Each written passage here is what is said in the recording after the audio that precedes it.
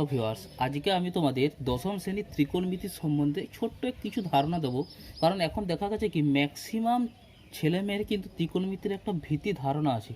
তো ত্রিকোণমিতি অর্থাৎ যার ইংরেজি নাম ট্রাইগনমেট্রি,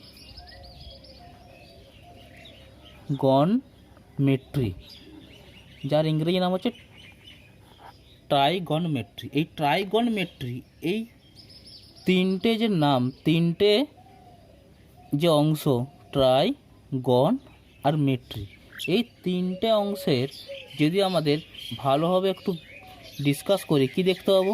ট্রাই মানে কি? ট্রাই যার কথা অর্থ হলো তিন, ট্রাই কথার অর্থ হলো কি তিন। আর গণ, এই গণ কথার অর্থ হলো কি কোণ, গণ কথার অর্থ হলো কোণ। আর মেট্রি, এই মেট্রি মানে হচ্ছে পরিমাপ।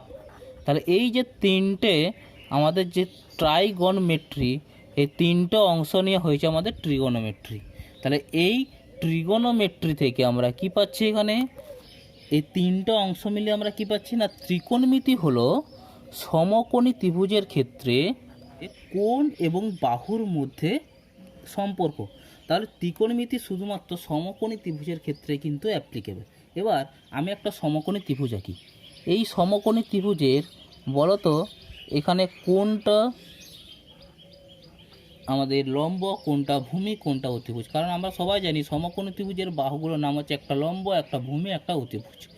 তাহলে নাম দিলাম এটা এ বি সি।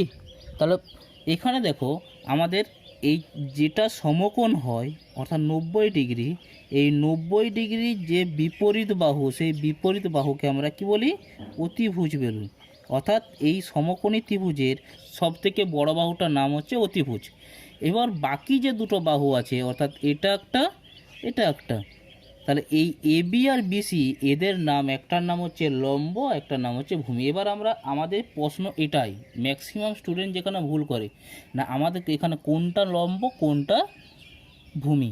আমাদের দেখো এখানে কোণ বি এ সি এর সাপেক্ষে, কোণ বি এ সি এর সাপেক্ষে আমরা যদি ধরি কোণ বি এ সি বলতে কোনটা? এই কোণটা। এই কোণের সাপেক্ষে দেখো এই কোণটা কোন দুটো বাহু নিয়ে গঠিত? A B R AC. সেইখানে দেখো এসিটা তো আমরা অতিভুজ পেয়ে গেছি, তাহলে এসিটা আমরা বলতে পারি কি? অতিভুজ। তাহলে এবিটা কি? এবিটা হচ্ছে ভূমি। মনে রাখবো সবসময় যে ভূমি আর অতিভুজে যে কোনটা সাপেক্ষে বলবো সেই কোনটার একটা হবে ভূমি, একটা হবে অতিভুজ। তাহলে যদি আমাদের এই এসিবি কোণ বলে, কোণ এসিবি, তাহলে এখান থেকে বলো তো দেখি কোনটা ভূমি কোনটা অতিভুজ? না এইটা হবে তখন বিসিটা হবে তখন ভূমি, আর অতিভুজ হবে কোনটা? এসিটা হবে অতিভুজ। এইটুকু অংশ তোমাদের ক্লিয়ার হয়েছে? কোন কোণের সাপেক্ষে কোনটা ভূমি আর কোনটা অতিভুজ, ফার্স্ট আমাদের এটা ক্লিয়ার করতে হবে। এবার আমাদের এই যে বললাম যে এই তিনটে বাহু আর তিনটে কোণ এদের মধ্যে কিছু সম্পর্ক আছে, তার আগে আমি কোণ সম্বন্ধে একটু ধারণা দিই। না কোণ সম্বন্ধে ধারণা দেওয়ার আগে দেখো আমরা স্থানাঙ্ক জ্যামিতি দেখবে এক্স অ্যাক্সিস, ওয়াই অ্যাক্সিস বা এক্স অক্ষ ওয়াই অক্ষ ধরেছিলাম। সেই রকম আমরা যদি এখানে ওয়েটাকে যদি একটা রশ্মি ধরে নিই ও এ, এবার এই রশ্মির দুই দিকে আমাদের ঘূর্ণন হতে পারে।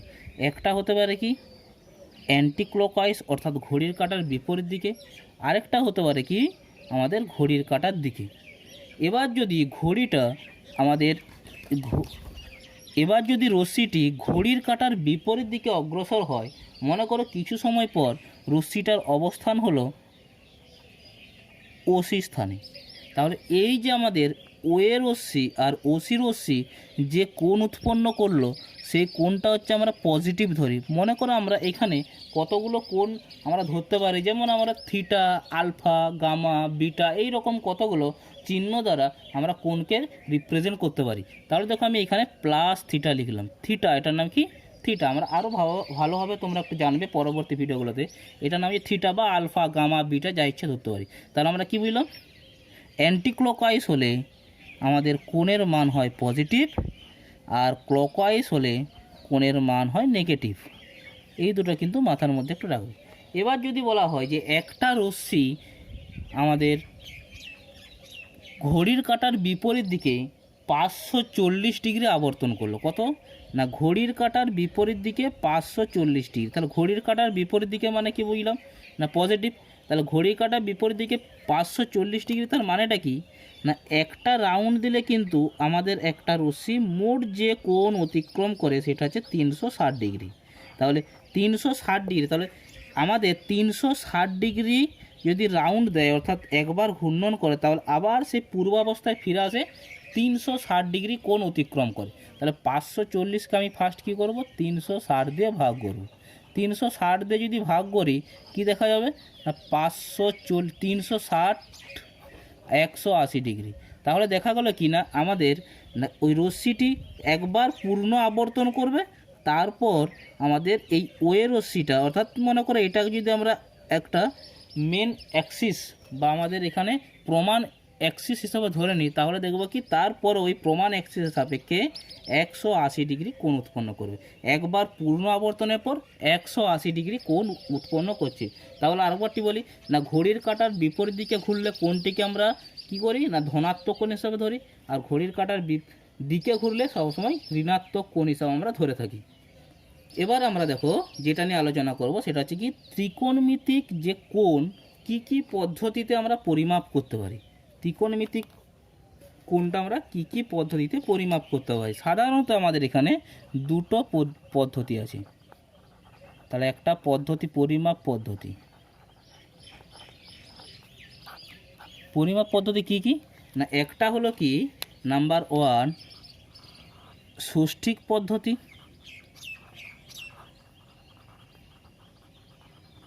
ষষ্ঠিক পদ্ধতি, এই ষষ্ঠিক পদ্ধতি ইংরাজিতে কি বলে, সেক্সাগেসিমাল সিস্টেম।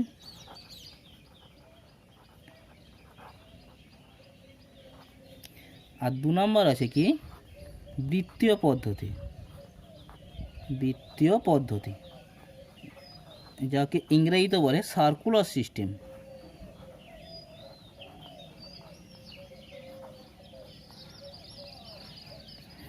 ঠিক আছে, এবার দেখো আমাদের এই ষষ্ঠিক পদ্ধতি বা সেক্সাগোনাল সিস্টেম বা সেক্সাগেসিমাল সিস্টেম এবং বৃত্তীয় পদ্ধতি বা সার্কুলার সিস্টেম, এই দুটোর মধ্যে আমরা কি বুঝি।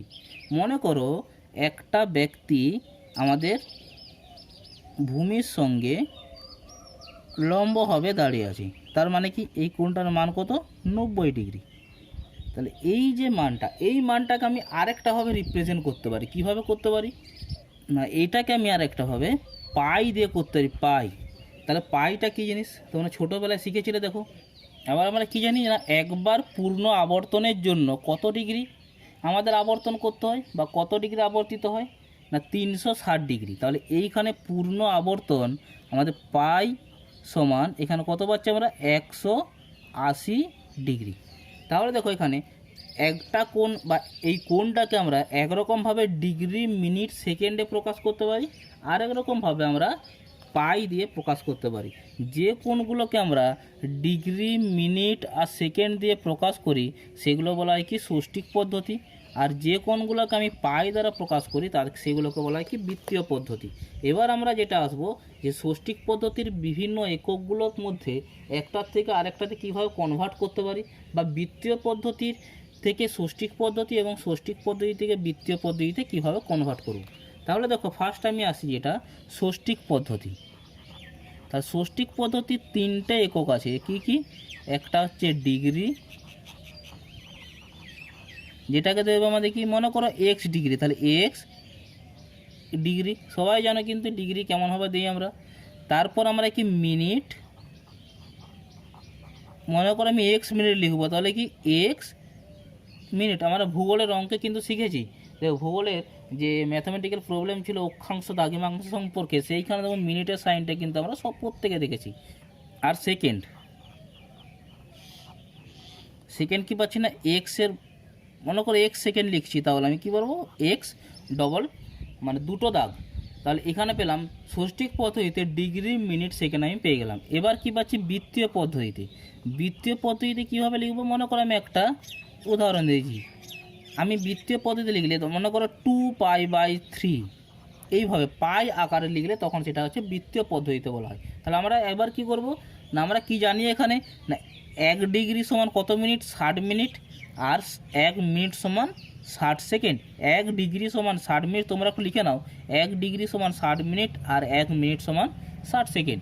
এবার আমরা আসছি ষষ্ঠিক পদ্ধতি থেকে বৃত্তীয় পদ্ধতি এবং বৃত্তীয় পদ্ধতি থেকে ষষ্ঠিক পদ্ধতি কীভাবে কনভার্ট করা যায়। তাহলে কি বললাম না, তোমার সহজ সরল ভাষা আমি কিন্তু এটা বোঝাচ্ছি। দেখো, ষষ্ঠিক পদ্ধতি থেকে বৃত্তীয় পদ্ধতি,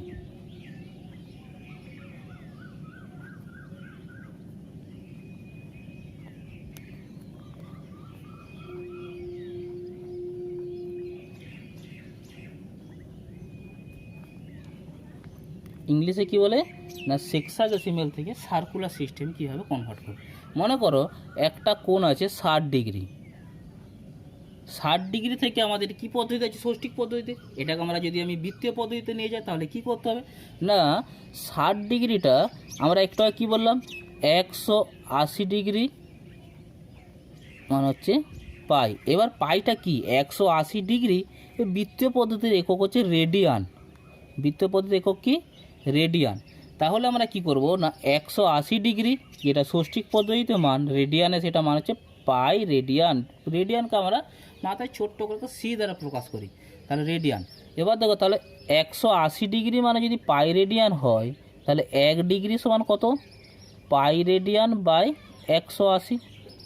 তাহলে আমরা 60 ডিগ্রি সমান কত হবো, পাই রেডিয়ান বাই 180 ইন্টু 60, 3 সমান কত, পাই রেডিয়ান বাই 3 বা পাই বাই 3 রেডিয়ান। তাহলে আমরা কি বুঝতে পারলাম না, যে কোণটা আছে সেই কোণের সাথে যদি পাই বাই 180 দিয়ে গুণ করে দিই তাহলে ষষ্ঠিক পদ্ধতি থেকে বৃত্তীয় পদ্ধতিতে কনভার্ট করা যায়। তাহলে 60কে আমরা 60 গুণিত পাই বাই 180 দিয়ে যদি আমি গুণ করে দিলে ডাইরেক্টলি আমরা ষষ্ঠিক পদ্ধতি থেকে বৃত্তীয় পদ্ধতি পেয়ে যাব। এবার যে কোনো ম্যাথ দিক না কেন তোমরা কিন্তু প্রত্যেকটি ম্যাথ ষষ্ঠিক থেকে আমরা বৃত্তীয়তে কনভার্ট করবো। মনে করো আরেকটা আসা যাক 80 ডিগ্রি, তাহলে 80 ডিগ্রি থেকে আমরা কীভাবে বৃত্তীয় পদ্ধতি করব না, 80 ইন্টু পাই রেডিয়ান বাই 180, 0 0 কেটে গেল, 2 4 8, 2 9 18 সমান 4 পাই সি বাই 9। ব্যাস, ষষ্ঠিক থেকে বৃত্তীয় পদ্ধতি খুব ইজিলি কনভার্ট করতে পারি আমরা। এবার যদি ডিগ্রি না দিই তার সাথে ডিগ্রির সাথে মিনিট থাকতো, মনে করো আমাদের আছে কি 85 ডিগ্রি 30 মিনিট, তখন আমরা কীভাবে করব না প্রত্যেকটাকে ডিগ্রি মিনিট সবগুলোকে আমরা ডিগ্রিতে কনভার্ট করব। আমরা কি বললাম একটু আগে 1 ডিগ্রি সমান 60 মিনিট, তাহলে ডিগ্রি থেকে মিনিট করতে গেলে 60 দিয়ে গুণ করতে হয়, আবার মিনিট থেকে ডিগ্রি করতে গেলে কী করতে হবে 60 দিয়ে ভাগ করতে হবে। তাহলে কি করব আমরা না 85 ডিগ্রি তার সাথে 30 মিনিট ছিল, তা 30 মিনিটটাকে আমি কি করলাম 60 দিয়ে ভাগ করলাম, পেয়ে গেলাম কিসের ডিগ্রিতে।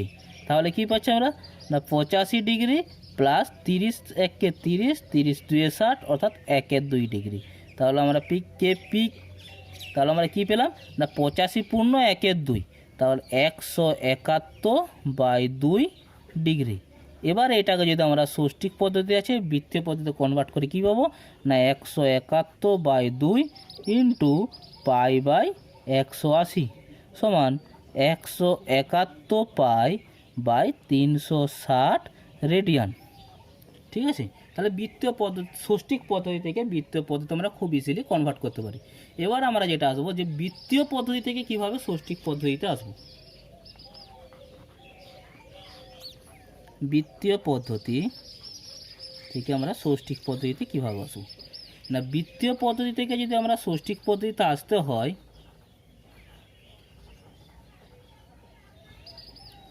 মনে করো একটা আছে 2 পাই বাই 5 বলে একটা বৃত্তীয় কোণের মান আছে, 2 পাই বাই 5 রেডিয়ান। তাহলে এটাকে আমরা যদি ষষ্ঠিক পদ্ধতিতে আনতে চাই কী করতে হবে না, এই যে পাই আছে পায়ের ভ্যালু কত বললাম 180 ডিগ্রি, এই পায়ের প্লেসে আমরা কী লিখবো 180 ডিগ্রি লিখে দেবো, ব্যাস বাই 5। তাহলে 5 3 15, 5 6 30 মানে 72 ডিগ্রি। কত পেলাম 72। কিচ্ছু নেই এখানে, পায়ের জায়গাতে 180 ডিগ্রি পুট করে দিলে আমাদের ষষ্ঠিক পদ্ধতিতে মান বেরিয়ে যাবে। ঠিক আছে, এই পর্যন্ত সবার ক্লিয়ার হয়েছে। তাহলে আমরা আসছি তার পরের অংশটাতে। দেখো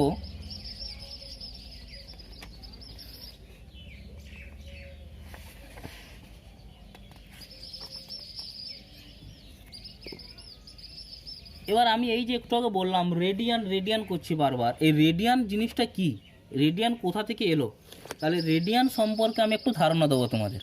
দেখো, এক রেডিয়ান বলতে আমরা কি বুঝি, কি লিখছি আমি, এক রেডিয়ান।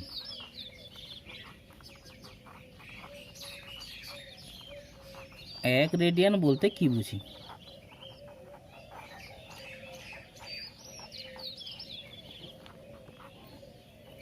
মনে করো আমি আর ব্যাসার্ধের একটা বৃত্ত নিয়েছি, কত বললাম, আর ব্যাসার্ধের একটা বৃত্ত নিয়েছি, বৃত্তটির ব্যাসার্ধ আর। এবার দেখো আমি বৃত্তের কোনো একটা অংশ যদি কেটে নিয়ে থাকি, মনে করো এটা এ, এটার নাম দিলাম কি বি, তাহলে এই এ বি যে চাপটা, এটার নাম কি বৃত্তচাপ বলা হয়। বৃত্তের একটা অংশটাকে বৃত্তচাপ দ্বারা বৃত্তচাপ বলি আমরা।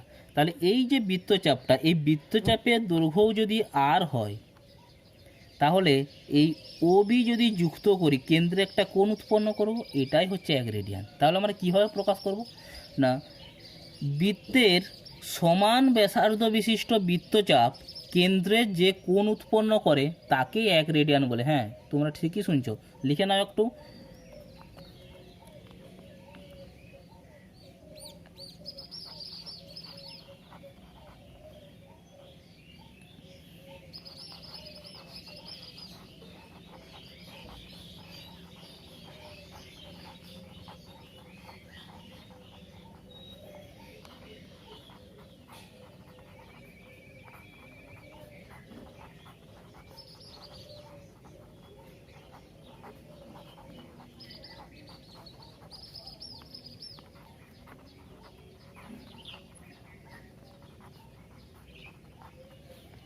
তাহলে কি বললাম, বৃত্তের ব্যাসার্ধের সমান বৃত্তচাপ কেন্দ্রে যে কোণ উৎপন্ন করে তাকে এক রেডিয়ান বলে।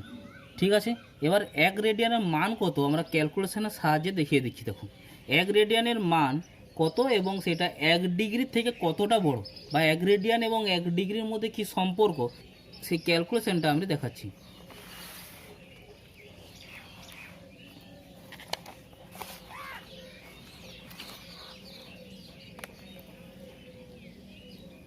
আমি একটু আগে কী বললাম না, পাই রেডিয়ান সমান কত না 180 ডিগ্রি, 180 ডিগ্রি বা 2 সমকোণ বলতে পারি, 180 ডিগ্রি। তাহলে আমি এখান থেকে কী পাচ্ছি, এক রেডিয়ান সমান কত, 180 ডিগ্রি বাই পাই। তোমরা ক্লাস 9-এই পড়েছো যে এই যে পায়ের মান, এটার একটা ক্যালকুলেশন আছে, কিভাবে আমরা পায়ের মানটা বের করব। আমি পরবর্তী অন্য কোনো একটা ভিডিওতে তোমাদের পায়ের মান ক্যালকুলেশন করার নিয়মটা দেখিয়ে দেবো। তাহলে এখানে পায়ের মান হচ্ছে, আমরা প্রত্যেকেই জানি 22/7, কত পাচ্ছি 22/7। তাহলে এখানে ক্যালকুলেশন করলে কী পাচ্ছি, দেখো 180 ইন্টু 7/22, তারপর এখানে 180-র সাথে 7 গুণ করে যদি 22 দিয়ে ভাগ করি, আমরা কি দেখতে পাবো না 57 ডিগ্রি 16 মিনিট 22 সেকেন্ড প্রায়। এটা কিন্তু একটা অ্যাপ্রক্সিমেট ভ্যালু। তাহলে আমরা এখান থেকে কী পাচ্ছি না, এক রেডিয়ান সমান 57 ডিগ্রি 16 মিনিট 22 সেকেন্ড। এই যে আমাদের বললাম এক রেডিয়ানের ভ্যালুটা, এটা মোস্ট ইম্পর্ট্যান্ট, আমাদের মাধ্যমিক পরীক্ষা প্রায় এসে থাকে। আমাদের এক রেডিয়ানের ষষ্ঠিক পদ্ধতিতে মান কত না 57 ডিগ্রি 16 মিনিট 22 সেকেন্ড। তাহলে এখানে কি দেখতে পেলাম না, এক রেডিয়ানের মান সবসময় এক ডিগ্রির থেকে কিন্তু বড়। তাহলে এক রেডিয়ান গ্রেটার দেন এক ডিগ্রি। ষষ্ঠিক পদ্ধতি থেকে বৃত্তীয় পদ্ধতি এবং বৃত্তীয় পদ্ধতি থেকে ষষ্ঠিক পদ্ধতি আমি কনভারসেশনটা আমি দেখিয়েছি। এবার আমি একটা ছোট্ট ছকের মাধ্যমে ষষ্ঠিক পদ্ধতি এবং বৃত্তীয় পদ্ধতি, মানে এতে কনভারসেশনটা, অর্থাৎ ষষ্ঠিক থেকে বৃত্তীয়তে কত হবে, বৃত্তীয় থেকে ষষ্ঠিক কত। তোমরা তো আর সমস্ত ষষ্ঠিক পদ্ধতির মানগুলোতে বৃত্তীয় করতে হলে ক্যালকুলেশন করবে না, কি কয়েকটা জিনিস তোমরা একটু মনে রেখে দাও ইজিলি। দেখো, এরকম কয়েকটা ছোট্ট ছোট্ট ম্যাথ আমি তোমাদের এখন করছি। দেখো যে ষষ্ঠিক পদ্ধতি কীভাবে বৃত্তীয় পদ্ধতি কীভাবে ষষ্ঠিক পদ্ধতি কনভার্ট করব। মনে করো আমি ছোট্ট একটা এক্সাম্পল দিচ্ছি, কি না 87.12 ডিগ্রি, এই 87.12 ডিগ্রিকে তুমি ডিগ্রি, মিনিট আর সেকেন্ডে কনভার্ট করো। প্রথম আমাদের এটা থাকবে, সেকেন্ডে কনভার্ট করো। কী করে করবো? 87.12 ডিগ্রি মানে কি না 87 ডিগ্রি প্লাস 0.12 ডিগ্রি সমান 87 ডিগ্রি, তার সাথে 0.12 ডিগ্রিটাকে যদি মিনিট করতে যাই কী করব না 60 দিয়ে গুণ করব। তাহলে কত পাচ্ছি এখানে? 87 ডিগ্রি প্লাস 7.2 ডিগ্রি।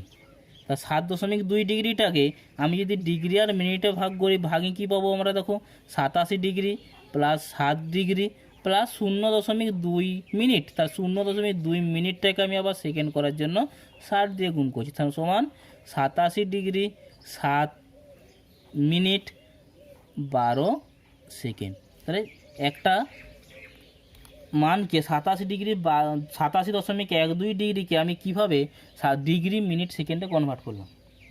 এরপর আমি কি করব না এই একটা ষষ্ঠিক পদ্ধতি থেকে আমি একটা বৃত্তীয় পদ্ধতি কীভাবে কনভার্ট করা যায় আমি দেখাচ্ছি। দেখুন, মনে করো একটা কোণ আছে 30 ডিগ্রি 16 মিনিট 24 সেকেন্ড। এই কোণটাকে আমি বৃত্তীয় পদ্ধতিতে কনভার্ট করব। এটা কোন পদ্ধতি আছে? ষষ্ঠিক পদ্ধতিতে আমি বৃত্তীয় পদ্ধতিতে কনভার্ট করব। তাহলে ফার্স্ট তোমাদের যেটা কাজ, সেটা সমস্ত এককগুলোকে প্রথমে ডিগ্রিতে কনভার্ট করে। কীভাবে করব দেখো না 30 ডিগ্রি আছে এখানে, 30 ডিগ্রি প্লাস এই 16 মিনিটটাকে যদি আমি ডিগ্রি করতে চাই তাহলে কত দিয়ে ভাগ করতে হবে? ডিগ্রি, মিনিটকে ডিগ্রি করতে গেলে 60 দিয়ে ভাগ করতে হয়। তাহলে 16/60 ডিগ্রি প্লাস আমি 24 সেকেন্ড, তাহলে সেকেন্ড থেকে আবার যদি ডিগ্রি করতে যায় কত দিয়ে ভাগ করতে হয়? দুবার 60 দিয়ে ভাগ করতে হয়, অর্থাৎ কি 3600 ডিগ্রি। তাহলে 24/3600 ডিগ্রি। তাহলে আমি তিনটে যখন যোগ করে দেবো কত পাচ্ছি দেখো, তাহলে 30 প্লাস 4/15 ডিগ্রি প্লাস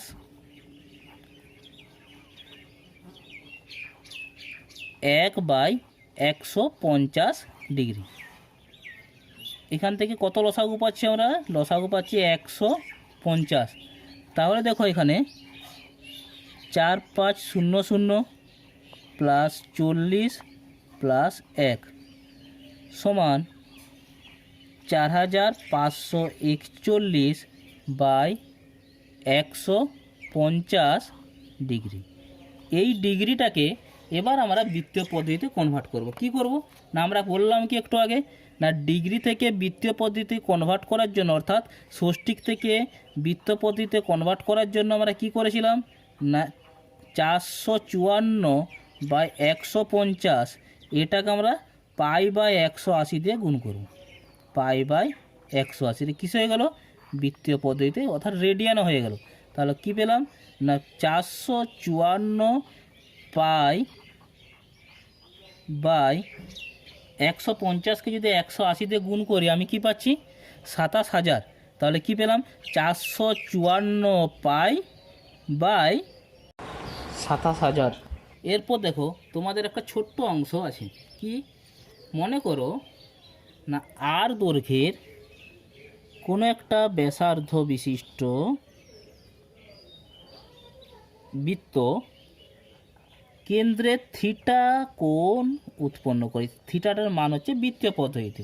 তাহলে কি বললাম না আর ব্যাসার্ধ বিশিষ্ট কোনো একটা বৃত্ত কেন্দ্রে থিটা বৃত্তীয় কোণ উৎপন্ন করেছে। তাহলে এই যে থিটা বৃত্তীয় কোণটা উৎপন্ন করার ফলে বৃত্তচাপ সৃষ্টি হয়েছে। তাহলে বৃত্তচাপটা যদি আমরা এস দ্বারা ডিনোট করি, তাহলে এখানে এই বৃত্তচাপ, কেন্দ্রে উৎপন্ন কোণ এবং ব্যাসার্ধ, এই তিনটের মধ্যে আমরা কি সম্পর্ক পাই না বৃত্তের বৃত্তচাপ সমান কেন্দ্রে উৎপন্ন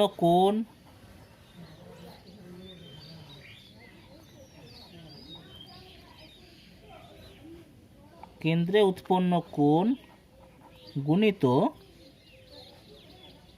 ব্যাসার্ধ। সবসময় মনে রাখবে যে কেন্দ্রে যে কোণটা উৎপন্ন হয়েছে থিটা, এটা সবসময় কিন্তু বৃত্তীয় পদ্ধতিতে আছে। কোন পদ্ধতিতে? বৃত্তীয় পদ্ধতিতে আছে। তাহলে আমরা এখান থেকে কী পেলাম না এস সমান আর থিটা।